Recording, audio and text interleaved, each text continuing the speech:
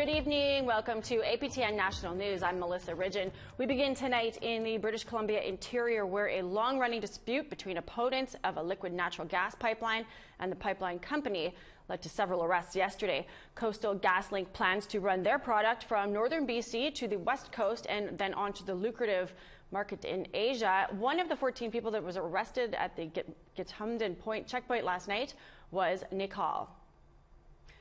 Be released from custody. She is 72 years old and has lived on Wet'suwet'en territory for 45 years. She was arrested and taken to the nearby town of Houston and then released. The other protesters were taken to Prince George, BC. Here's what she had to say about how she felt when she saw the RCMP overtake the gate. I was upset and scared for other people when the police overtook 2 or 3 of the people who were at the front line, but I wasn't afraid because I knew what we were doing was right, and whatever would come of it, we would just have to endure.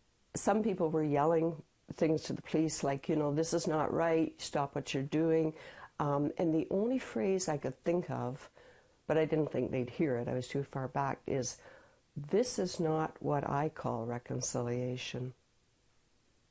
And that's it in a nutshell. Don't ever utter that word again if you're not prepared to do what's right and bring justice to the Wet'suwet'en people. To be clear, there are 2 points where people opposed to the LNG gas pipeline have set up camp to stop the project. The main one is a gate set up on a bridge crossing the Maurice River some 10 years ago. This one has become to be called the Unistoten camp. The Coastal GasLink company obtained a court order to remove that gate last month. In response to the court order, members of the Gitmitten clan set up a checkpoint 17 kilometers away in support of the Unistoten camp. Coastal GasLink went back to court to have the injunction amended to include both camps. Yesterday afternoon, the RCMP made their move on the Gitmitten checkpoint. There was tactical was there. There was, I assume, more intervention officers. There seemed to be a medical team. That's correct. There was, like I said, support services brought in, which included and certainly not limited to the emergency response team, a tactical team, forensic identification section was in, and we did have our air support, as well as general duty members brought in to assist in this enforcement. We don't know right now how many anti-pipeline people were at the checkpoint, but what we do know is that 14 people were arrested, including spokeswoman Molly Wickham. Namok's one of the hereditary chiefs of the Sayu clan. But with Coastal GasLink, just the arrogance of him coming in with already a mindset of this is happening regardless of what we say was totally inappropriate, as they are guests on our territory, and this is considered trespass in our law. That was yesterday. As we go to air today, the gate on the bridge over the Maurice River leading to the Unistoten camp is still up. It's up to the RCMP now to try to enforce that court order, which would open up the bridge to allow Coastal GasLink employees into the area where the planned pipeline would go. We are not being told how opening up the bridge will be done, how many police are involved, or how many Unistoten people and their supporters are going to resist the police action. Only people on the RCMP list and hereditary chiefs are allowed past the RCMP roadblock. Today, police were unloading and moving supplies in, and some say it looked like they're getting ready for a long haul. RCMP choppers now park at the roadblock. They take off and come back about 20 minutes later. Things were reportedly quiet at the camp, but people remained nervous. Coastal GasLink's white pickup trucks were also seen coming in and out. People at the camp were anxiously waiting to hear anything from the Unistoten checkpoint and from their loved ones. They were keeping warm by a fire. They were praying, and they built a shelter, and it appears they too look to be settling in for the long haul. We spoke with 2 of the people at the Maurice Forest Service Road. Art Wilson is a hereditary chief whose son is behind the lines at the Unistoten camp. It's just another chapter of the treatment of Native people. Historically, the structures of government have suppressed us like this, and I think, I could tell you the whole story of the Eastern experience 200 or 300 years ago, and not too much has changed since. So anything that any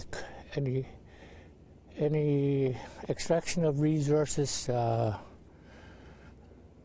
going to have a problem, because they want what's ours. So if they can't have, this is what they do behind me here. So we're here to witness, because this is history that's happening right now.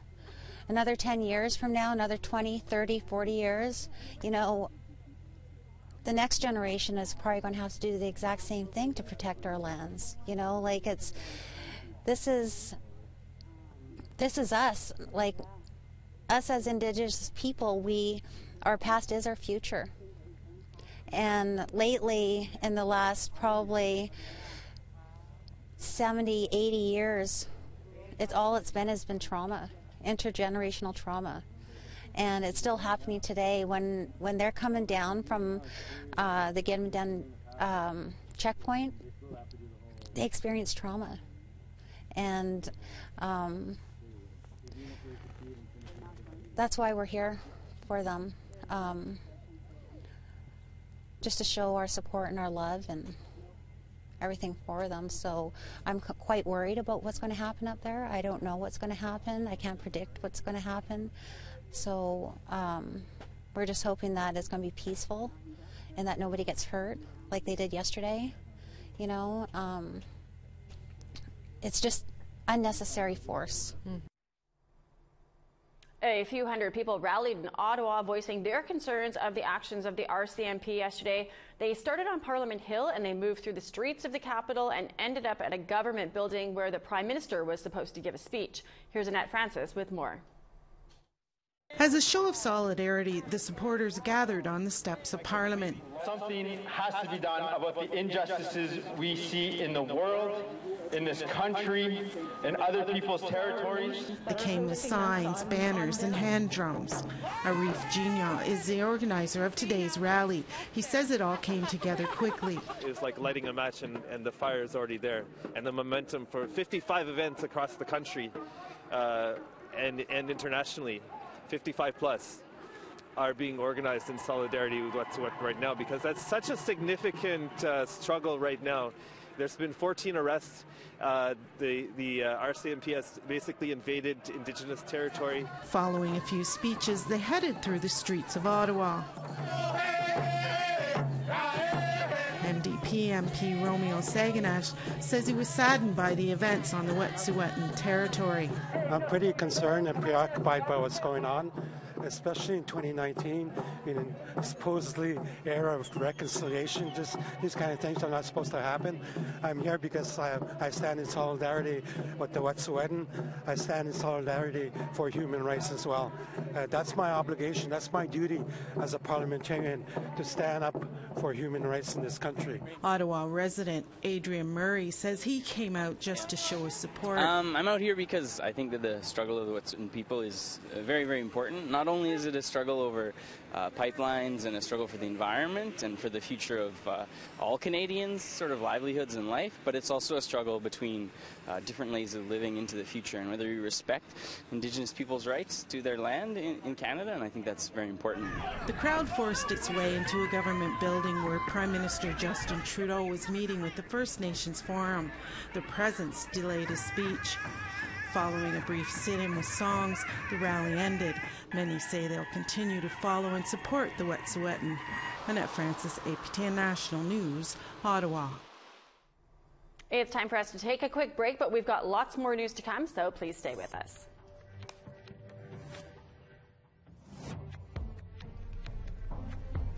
On the East Coast, we have 2 in snow in Fredericton, 3s for Charlottetown, 5 for Halifax, minus 16 in snow in Inukjuak, Kuujjuaq minus 13 in snow, minus 6 in snow in Chibougamau, Val-d'Or minus 7 in snow, Montreal snow and 0, minus 4 in snow in North Bay, minus 3 in snow in Peterborough, 0s for Toronto, minus 21 in Big Trout Lake, minus 9 in Kapuskasing and Timmins, minus 27 in Clear and Churchill, minus 22 in Pucktawagan and sunshine there.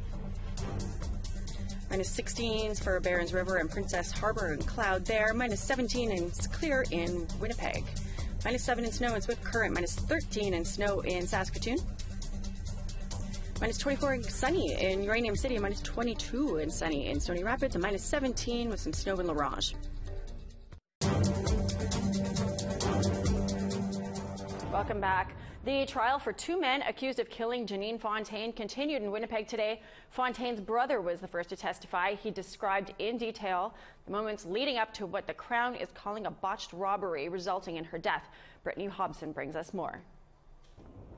Vincent Fontaine testified the morning his sister Jeanenne was shot and killed began like any other morning. He was hanging out in the North End home Jeanenne shared with their mother when he heard a knock at the door.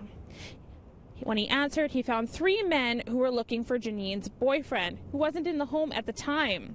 Vincent let them in. He says one man began searching the home for Jeanenne's boyfriend, a second man stood at the door, and a third man went into Jeanenne's bedroom, started talking to her. Shortly after the men arrived, 2 of Jeanenne's friends came through the back door. This is when chaos ensued, according to the Crown. The man looking for Jeanenne's boyfriend entered the kitchen and saw the 2 friends. He was holding a gun. The friends became spooked and left immediately. Then Vincent said he saw the front door open and heard a shot.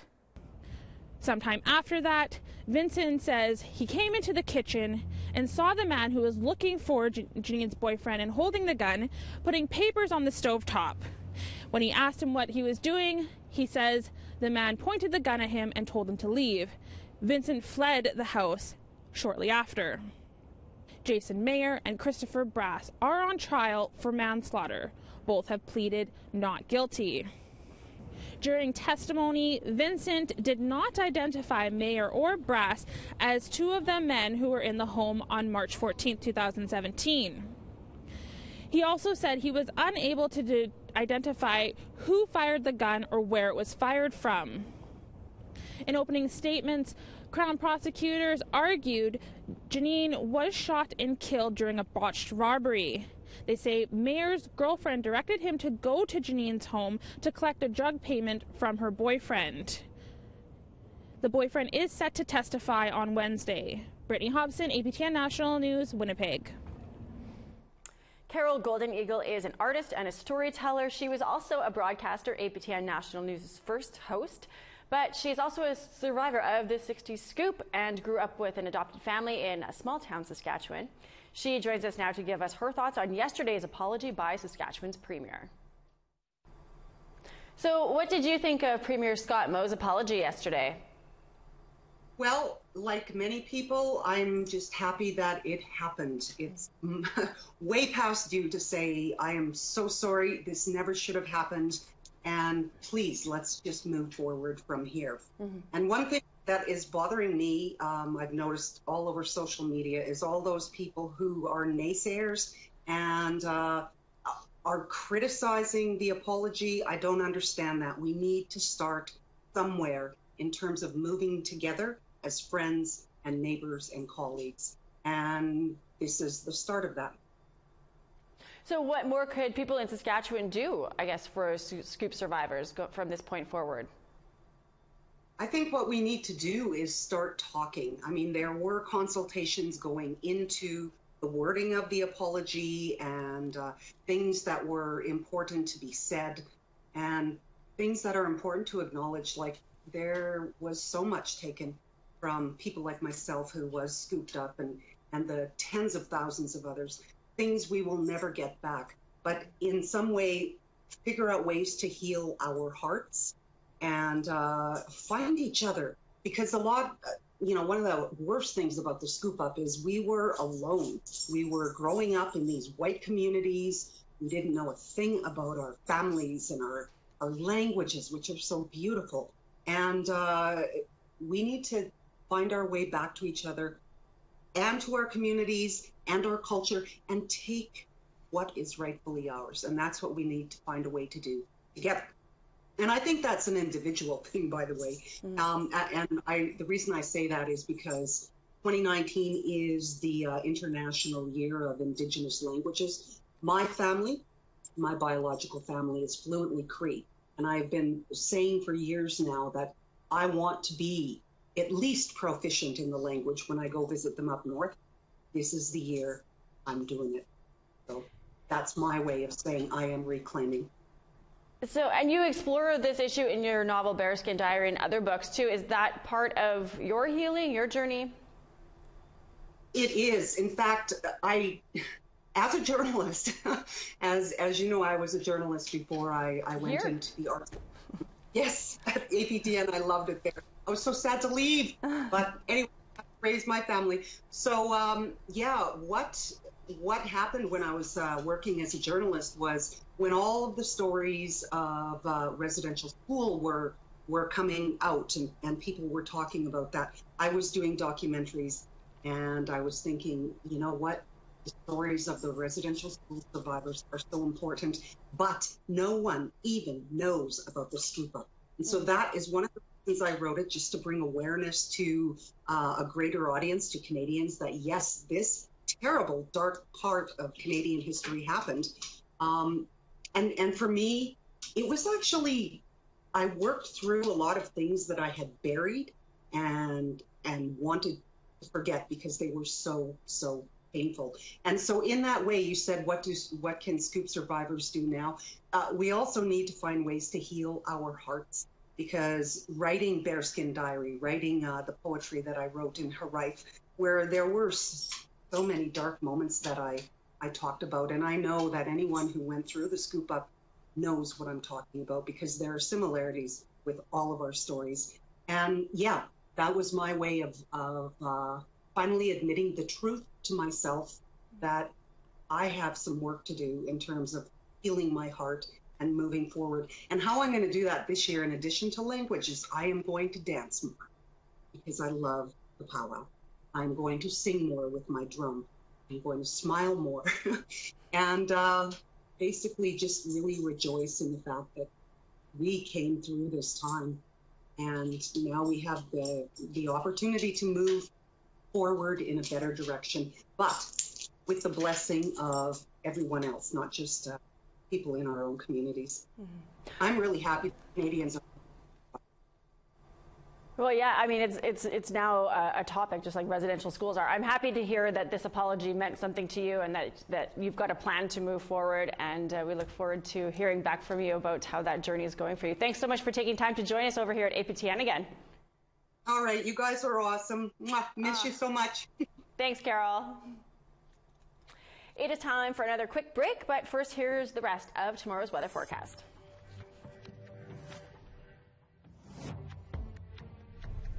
Starting off in northern Alberta, we have minus 23 in Fort Chip and high level, clear skies there. Minus 11 in snow in Red Deer, 4s for Lethbridge and Medicine Hat, sunny skies. 8 and rain in Victoria and Vancouver, minus 1 and snow in Bellacoola. Minus 20 and snow in Dace Lake, minus 6 and snow in Smithers.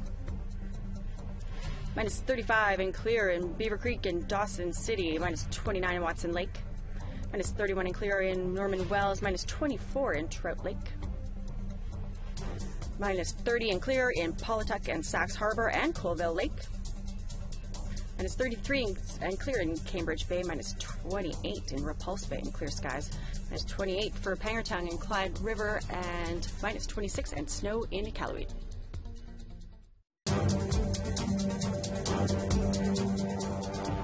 Welcome back. There were rallies across the country today in support of the Wet'suwet'en camps. Starting in Montreal, the rally focused on Justin Trudeau's riding before spontaneously turning into something else. Here's Tom Fenario. No trespass, no consent. At first glance, this might not seem like an obvious location for a Montreal protest. But this nondescript building, just off a major highway, happens to hold the constituency office of Prime Minister Justin Trudeau. And the approximate 150 people here want him to know yesterday's arrest of 14 people on Wet'suwet'en territory is unacceptable. It was sad to see because we had Molly Wickham live on Facebook with us. And then her image went dead for a while. It went a while, so we knew what was going, where Molly was. When I saw the image of her face down on the snow, it was very tearful. A Wet'suwet'en Frog Clan member, Marlene Hale, has been living in Montreal since 2012. She took time off of work to speak at this rally in solidarity for her people. Indigenous people put their bodies on the line all the time, every day, to defend the lives of their people and their grandchildren, and settlers need to be doing the same thing, and we're here to fight for the land. If there's no land, there's no people. A little before noon, the rally morphed into a street protest. A busy three-lane boulevard that serves as an access road to a major highway was blocked for about 20 minutes. No arrests were made. For her part, Marlene Hale intends to keep showing her support. Especially when I see it's my elders, my chiefs, and my family, and my cousins. And I don't feel helpless. I still am doing what I can, how I can, to pass the message on. It looks as if Hale won't have to do it on her own. Tom Fenario, APTN National News, Montreal. And to Thunder Bay, more rallies in support of the hereditary chiefs in Wet'suwet'en. A couple dozen people showed up to rally at Minister Patty Haju's constituency office during the noon hour today, with the message that the RCMP action taken on the people and land of Wet'suwet'en territory was, quote, unacceptable and illegal. And to Calgary, 2 rallies were held outside the Trans-Canada GasLink headquarters. About 50 people took part in a peaceful protest in solidarity with the camps, but there was also a pro-pipeline counter-protest, which also had about 50 people. Indigenous groups here say they aren't rallying against pipelines, they are rallying against violence. I think that a lot of Indigenous people are pro-pipeline, but I think that there's not room for us to have our voice here because a lot of racism has come from these type of protests, and they haven't made space for Indigenous people at all. They have an assumption that we are all anti-pipeline when some of us are pro-pipeline, but we are all anti-violence, and I would really think that Canadians would get behind that message. And to the north, groups in Yellowknife gathered this afternoon to support Wet'suwet'en Nation against the pipeline construction on their unceded territory. About 30 people rallied in Sambake Danende. Supporters held up signs, they did a smudge, and spoke in solidarity of those in Unistoten. Signs criticizing the events happening on this unceded territory were then taped to the Northwest Territories MP's office. And in Vancouver, hundreds took to the streets in support of the 2 camps. The rally started outside the BC Supreme Court. The crowd then marched through downtown Vancouver, drumming and singing traditional songs. They say they are standing in solidarity with those on the front lines, and they have a message for Prime Minister Justin Trudeau. Mother Earth is at the crossroads here with the predations of the fossil fuel and the extraction industries, and history is calling upon all of us. I want to say to Prime Minister Trudeau, welcome to Battleground, British Columbia.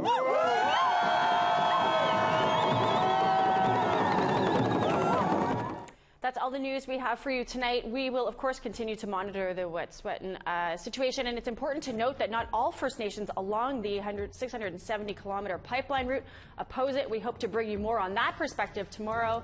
I'm Melissa Ridgen. Have a great night.